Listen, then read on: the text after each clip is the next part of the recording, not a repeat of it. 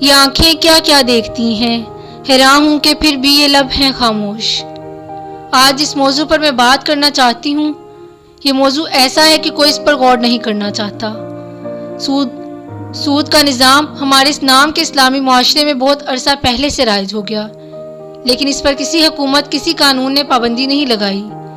افسوس، جو ملک اسلامی اصولوں پر کاربند ہو کر زندگی گزارنے کے لیے حاصل کیا گیا، آج اس ملک میں اس نظام پر آواز اٹھانے والا کوئی نہیں۔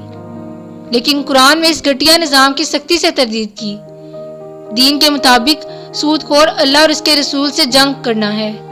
آپ صلی اللہ علیہ وسلم کا فرمان ہے، شب معراج مجھے آسمانوں کی سیر کرائی گئی، میں نے اپنے سر کے اوپر گرج اور کرکدار بجلی کی مثل ایک آواز سنی اور کچھ مردوں کو دیکھا جن کے پیٹ گھروں کے مانند تھے، جن میں سانپ اور بچھو جوش مارتے نظر آ رہے تھے۔ میں نے جبرائیل سے دریافت کیا، یہ کون ہے؟ تو انہوں نے عرض کی، یہ سود خور ہیں۔ اور اگر آج ہم اس اپنے معاشرے میں غور کریں تو یہ سلسلہ بہت عام ہو چکا ہے۔ بینکوں کے نظام سود پر قائم ہے، اس گناہ کو کوئی گناہ نہیں سمجھتا۔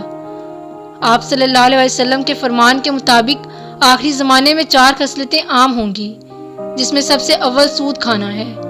جب یہ برائیاں عام ہوں گی تو لوگوں میں کئی طرح کے امراض پھیل جائیں گے اور اللہ ان کو خون ریزی میں مبتلا کر دے گا۔ وہ آخری زمانہ جس کا ذکر میرے نبی نے 1400 سال پہلے کیا تھا، وہ آج آن پہنچا ہے۔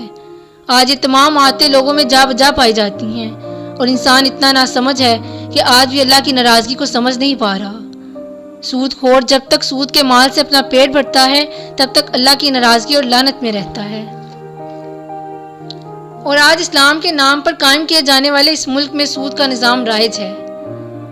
آج ایک عام آدمی سے لے کر بڑا سے بڑا اثر اس کبیرہ گناہ میں شامل ہے۔